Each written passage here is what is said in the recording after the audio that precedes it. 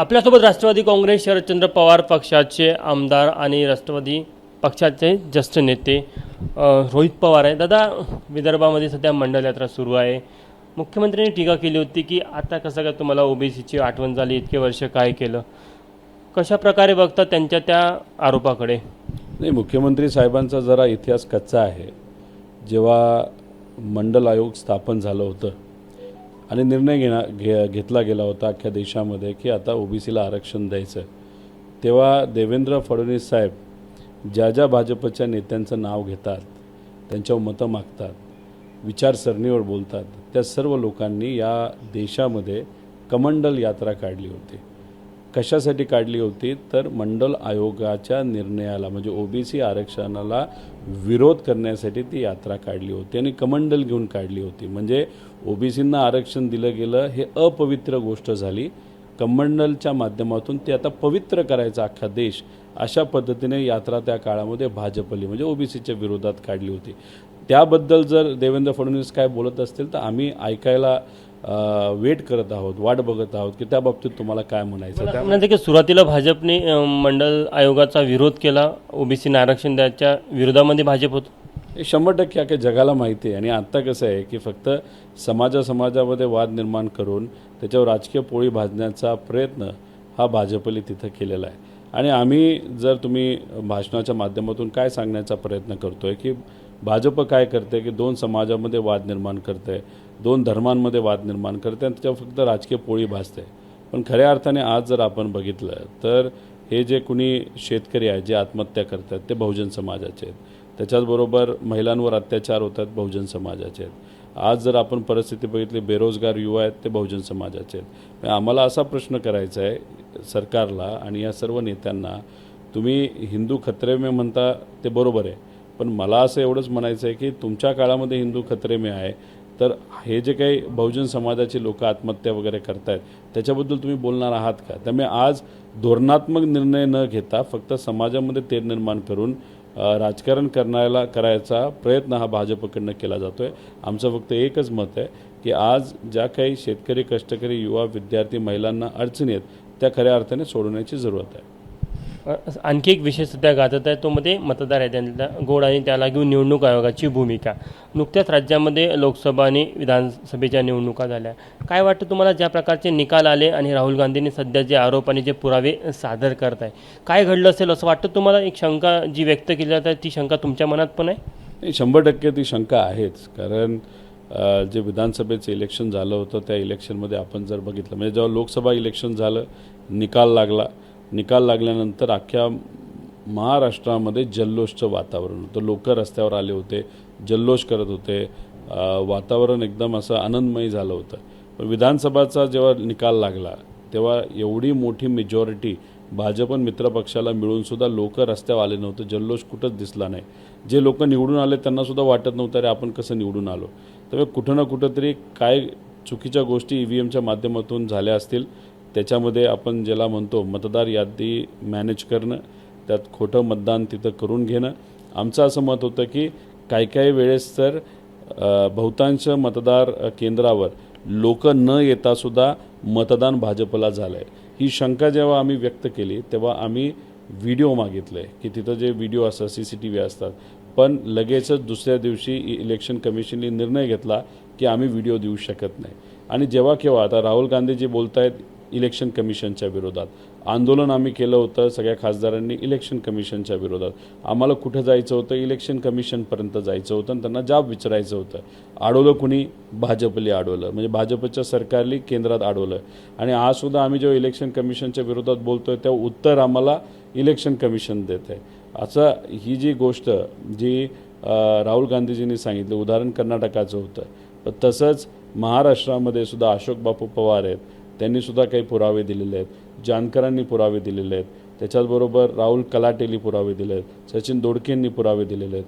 काल एका मीडिया चॅनलच्या मदतीने पालघरमध्ये सुद्धा कशा पद्धतीने एकच महिला, एकच फोटो, फक्त 9 वेळा तिचं नाव बदललं गेलं आहे.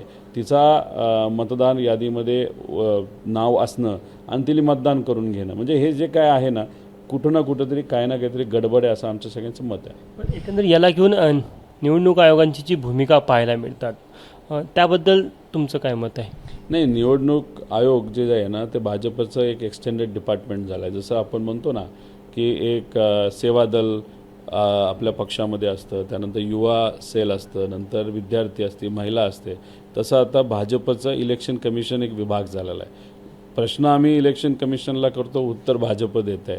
आणि जेव्हा केव्हा आपण जर बघितलं की एखादा मुद्दा आम्ही मांडतो, पुरावा मागतो, तेव्हा लगेचच इलेक्शन कमिशन निर्णय घेतं की आम्ही हा पुरावा देऊ शकत नाही. सुप्रीम कोर्टामध्ये सुद्धा इलेक्शन कमिशनने सांगितलं आहे की याद्या प्रसिद्ध करणं, जे काही नावं कॅन्सल झालेली आहेत ते प्रसिद्ध करणं हा काय आम्हाला अधिकार नाही आणि आम्ही ते करूच शकत नाही. म्हणजे सुप्रीम कोर्टाला सुद्धा उत्तर इलेक्शन कमिशन फार चुकीच्या पद्धतीने देत आहे. सुप्रीम कोर्टाने पण ही गोष्ट मान्य केली की तो निवडणूक आयोगाचा अधिकार आहे कुणाचं नाव टाकायचं, कुणाचं नाव वगळायचं.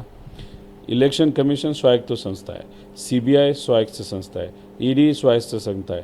पण त्या पद्धतीने हे वागतायत का? ED कारवाई करते कोणावर? विरोधकांवर. त्यानंतर CBI कारवाई कोणावर करते? विरोधकांवर.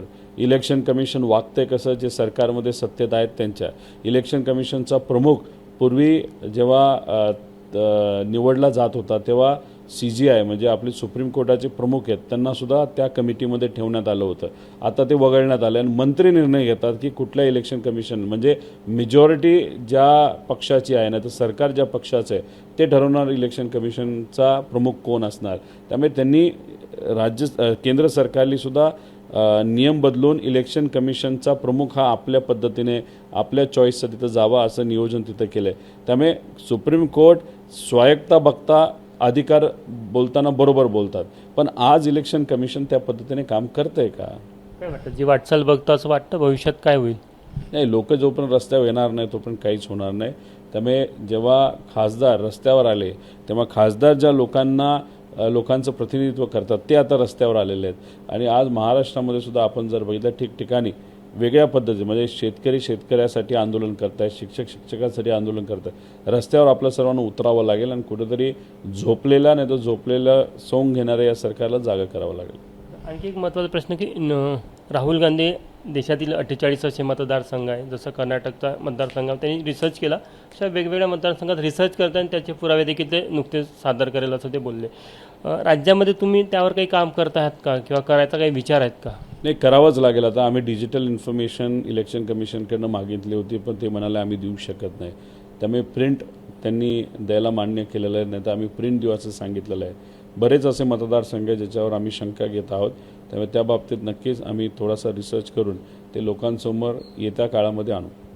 त्याप्रकारे राहुल गांधींनी जे पुरावे सादर केले तसे सादर करण्याचं तुमचं नियोजन आहे? नाही, आहे ना. ह्याच्या आधी आम्ही पुरावे दिले होते पण आज थोडे दिले, उद्या थोडे दिले. आता आम्हाला असं वाटतं की ज्या पद्धतीने राहुल गांधीजींनी प्रेझेंटेशन केलं होतं त्या पद्धतीने सगळे एकसाथ पुरावे दाखवून लोकांना आपल्याला सांगावं लागेल की कशा पद्धतीने हे इलेक्शन कमिशन नाहीतर इलेक्शन हे मॅनेज केलं जातं. आता येणाऱ्या इलेक्शनमध्ये जेव्हा आपण डोळ्यात तेल घालून मशीन कोण येतं आहे, कोण मतदार करतं आहे, रिपीट कुठं होतं आहे का याचा थोडासा अभ्यास पार्टी म्हणून आपण सर्वांनी केला, उमेदवार म्हणून केला, तर या चोऱ्या आपल्याला थांबवता येतील असं आम्हाला वाटतं. आणखी एक महत्त्वाची घटना, काल तुळजापूरमध्ये जितेंद्र आव्हाड यांच्यावर हल्ला करण्याचा प्रयत्न झाला. अशा घटना सातत्याने वाढताना दिसत आहे राज्यामध्ये. एक तर आपण समजून घेतलं पाहिजे की जितेंद्र आव्हाड साहेबांनी मुद्दा कुठला घेतला होता. तुळजाभवानी ही आपल्या सगळ्यांची देवी आहे. छत्रपती शिवाजी महाराजांनी सुद्धा त्या मंदिरात जाऊन दर्शन घेतलेले, नतमस्तक झाले आणि या देशामध्ये रयतेचं राज्य यासाठी त्यांनी आशीर्वाद घेऊन शपथ घेऊन तिथं रयतेचं राज्य स्थापन करून दाखवलं. आपल्या हिंदू संस्कृतीमध्ये स्पर्शाला खूप महत्त्व आहे. आता त्या मंदिरामध्ये, त्या मंदिराच्या गाभाऱ्यामध्ये छत्रपती शिवाजी महाराजांचा स्पर्श झाला असेल, अशा अनेक महामानवांचा स्पर्श तिथं झाला असेल आणि तोच गाभारा जर तुम्ही तोडणार असाल, ती पवित्र मूर्ती जी हजारो वर्षांपासून तिथे आहे ती जर तुम्ही हलवणार असाल तर हे आम्हाला पटत नाही, हे आम्हाला पटणार नाही. आणि हीच भूमिका तिथं जितेंद्र आव्हाड साहेबांनी घेतलेली आहे. आता ही भूमिका घेतल्यानंतर भाजपचे काही कार्यकर्ते येऊन जर तिथं झुंडबाजी करणार असतील, झुंडशाही करण्याचा प्रयत्न करत असतील, कारण ते सत्तेत आहेत, हे कितपत योग्य आहे? म्हणजे काल जितेंद्र आव्हाड साहेबांना अडवलं गेलं, त्यांना त्या ठिकाणी बोललं गेलं. अशा पद्धतीने तुम्ही नेत्यांना जर अडवत असाल आणि काही दिवसांपूर्वी 2 दिवसांपूर्वी जयंत पाटील साहेबांच्या विरोधात सांगलीमध्ये भाजपच्या एका आमदारांनी अतिशय खालच्या लेवलला जाऊन तिथं स्टेटमेंट केलं. ह्या सगळ्या गोष्टी कुठे ना कुठे थांबल्या पाहिजे आणि त्यांना जर वाटत असेल की ते सत्तेत आहेत म्हणून त्यांचा माज हा ऐकला जात असेल तर ते स्वप्नात आहेत. उद्या आम्ही ठरवलं तर त्यांनाही सुद्धा अवघड जाऊ शकतं. तुळजापूरचं जे मंदिर आहे तिथल्या गाभाऱ्या तोडण्यावर तुमचा विरोध राहील आणि तो तोडू देणार नाही अशी भूमिका आहे तुमची. छत्रपती शिवाजी महाराजांचा स्पर्श त्या गाभाऱ्याला लागलेला आहे, त्या मंदिराला लागलेला आहे आणि आपल्या हिंदू संस्कृतीमध्ये स्पर्शाला महत्त्व आहे. भागवत संप्रदायामध्ये स्पर्शाला महत्त्व आहे. त्यामुळे आमचं सगळ्यांचं मत आहे की ठीक आहे, बाहेरचा एरिया तुम्हाला विकसित करायचं करा, पण जिथं छत्रपती शिवाजी महाराजांचा स्पर्श झालेला आहे, नाही तर इतर महामानवांचा स्पर्श झालेला आहे, मोठ्या व्यक्तींचा स्पर्श झालेला आहे, असं तो गाभारा बदलला गेला नाही पाहिजे असं आमचं सगळ्यांचं मत आहे. बरं, आणखी एक विषय की पुणे विद्यापीठामध्ये जी व्हॉइस ऑफ फडणवीस स्पर्धा आयोजित केली होती रद्द करण्यात आली. तुमचा त्याला विरोध होता. विरोधाचं कारण काय? आता तुम्ही युनिव्हर्सिटीच्या माध्यमातून एका नेत्याच्या बद्दल नाही तर नेत्याची प्रशंसा करणारी जर स्पर्धा तिथं घेत असाल हे कितपत योग्य आहे? कारण का युनिव्हर्सिटीचं काम काय तर बहुजन समाजाच्या सामान्य लोकांना, मुलांना तिथं चांगलं शिक्षण मिळावं, चांगली शैक्षणिक प्रगती व्हावी या दृष्टिकोनातून युनिव्हर्सिटी ह्या केल्या गेल्या आणि त्याच युनिव्हर्सिटीच्या माध्यमातून तुम्ही जर प्रत्यक्षपणे राजकारण करणार असाल तर हे योग्य नाही. आणि हा जो व्हॉइस ऑफ देवेंद्र म्हणून त्यांनी जो काही उपक्रम नाही तर जी काही स्पर्धा तिथं घेतली होती, आम्ही ट्विट सकाळी केलं, आम्ही त्याचा विरोध केला. 3 तासामध्ये त्यांना तो जो GRA नाही तर तो जो निर्णय तो त्यांना मागे घ्यावा लागला. मग कुठं ना कुठं ते चुकीचं होतं हे त्यांनी तिथं मान्य केलं. फक्त हाच विषय आहे असं नाही, असे अनेक विषय आहेत. या महिन्याअखेरीस पुणे युनिव्हर्सिटीमध्ये कसं राजकारण केलं जातं, कशा पद्धतीने शिक्षणाला दुजारा देऊन तिथं राजकारण नाही तर राजकीय भूमिका कशी घेतली जाते याचा पर्दाफाश आम्ही सर्वजण करणार आहोत. काय होतं या पाठीमागे काय हेतू असू शकतो ही स्पर्धा आयोजित करण्यामागे? नाही, कुठेतरी एका नेत्याचं नाव मोठं करायचं. त्यानंतर आता कसं आहे की काही नेत्यांना आता दिल्लीला जायचं ओढ लागलेलं आहे आणि त्या अनुषंगाने आपलं वातावरण आपल्याबद्दल विद्यार्थ्यांनी पण चांगलं म्हणावं, वातावरण चांगलं व्हावं या दृष्टिकोनातून जी गव्हर्नमेंटची मशिनरी आहे नाहीतर जिथं युनिव्हर्सिटीच्या अनुषंगाने माध्यमातून वेगळ्या कॉलेज वेगळ्या स्कूल्सपर्यंत आपल्याला तिथं पोचता येतं आणि त्यातून आपली व्याप्ती वाढते. नाही तर आपण लोकांपर्यंत जास्त पोचतो. आता बाहेर रस्त्यावर यांना गर्द्या होईना, मग आता युनिव्हर्सिटीच्या मदतीने युनिव्हर्सिटीजमध्येच मोठे कार्यक्रम हे भाजपचे प्रमुख नेते घेत आहेत असं आम्हाला सगळ्यांना जाणवतं आहे.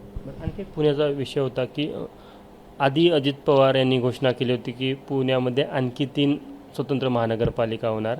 फडणवीस म्हणाले की आधी ज्या 2 आहेत त्या व्यतिरिक्त 1 अशा 3. आता परत अजित पवार म्हणते की नाही 3 वेगळ्या स्वतंत्र आहे. समन्वय नाही की काय वाटतं तुम्हाला? दोघांच्या वक्तव्यांमध्ये काय फरक दिसतो?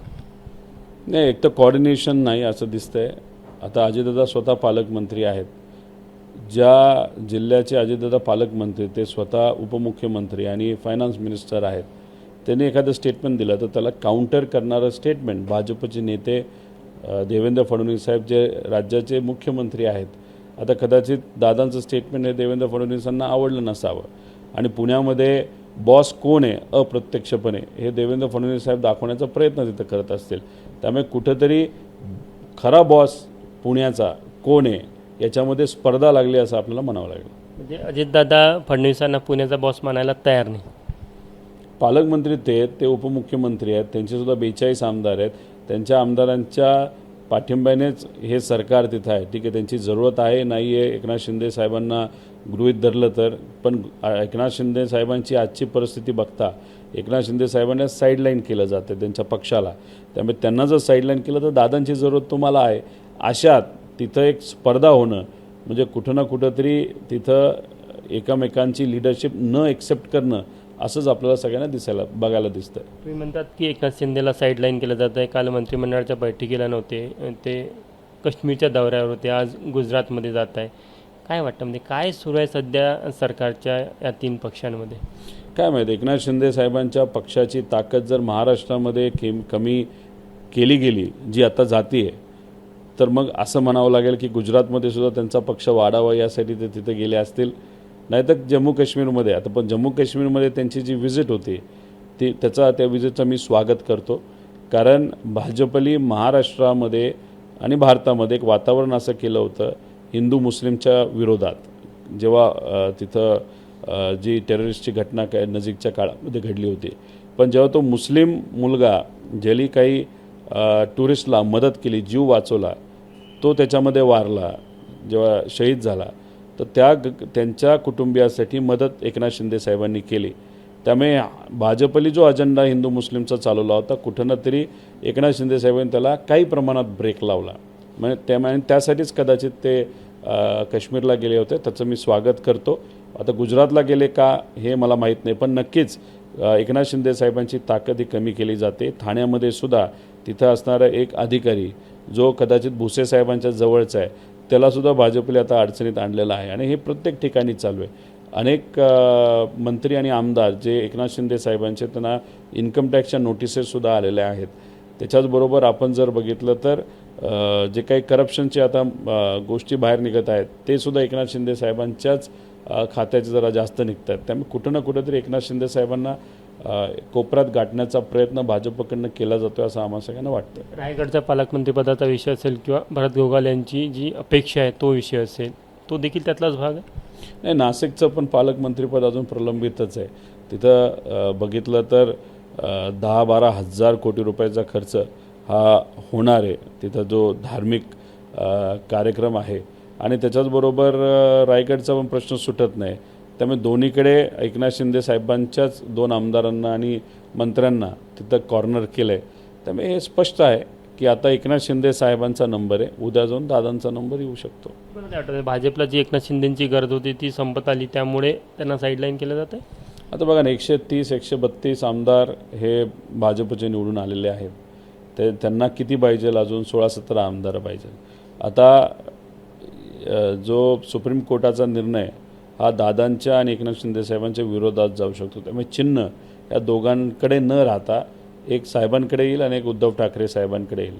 आणि तसं जर झालं तर या दोघांकडे 2 पर्याय आहेत जे भाजपला माहीत आहेत. एक, यांचे बहुतांश आमदार आपण आपल्याकडे घ्यायचे भाजपकडनं, नाही तर विलीन करून घ्यायचा पक्ष, नाही तर दुसरं जे 100 आहेत, म्हणजे अजितदादांचे 42 आणि यांचे 50-55 काय असतील, तर 90-95 आमदार या दोघांची मिळून तिथं रिइलेक्शन लावायचं.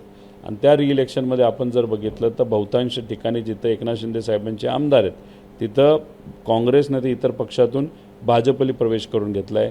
दादांनी जिथं भाजप आहे तिथं दादांनी प्रवेश करून घेतला. एकनाथ शिंदे साहेबांनी सुद्धा भाजपच्या इथं प्रवेश करून घेतला. म्हणजे कुठेतरी आता पुढच्या 1-2 महिन्यामध्ये कदाचित या 95 ठिकाणी रिइलेक्शन झालं तर एकामेकाच्या विरोधात तयारी केली आणि त्याच्यात भाजपला 16-17 मिळाले की फुल मेजॉरिटी भाजपची होती. त्यांना एकनाथ शिंदे साहेबही नको आणि दादाही नको. आणि वृत्ती आणि प्रवृत्ती ही भाजपची आहे. मित्रपक्षाला कधी मोठं करत नाही. आणि बाहेरून एखादा नेता जर भाजपमध्ये आला तर हळूहळू त्याची ताकदसुद्धा कमी केलेली आपण सगळ्यांनी बघितलेली आहे. रिइलेक्शन होईल असं वाटतं तुम्हाला एकंदरीत?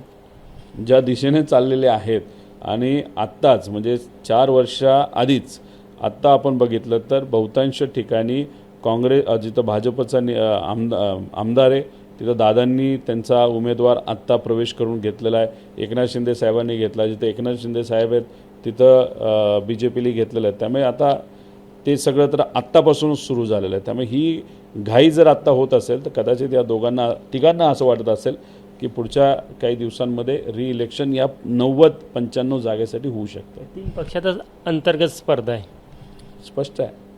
बरं, आणखी एक विषय की राज्याची जी आर्थिक स्थिती, आपण जलजीवन मिशनच्या कंत्राटदारांचे पैसे थकीत आहे, इतर विषय, इतर हेडचे पैसे प्रलंबित आहे. काय वाटतं तुम्हाला राज्याच्या आर्थिक स्थितीबद्दल काय भाष्य कराल?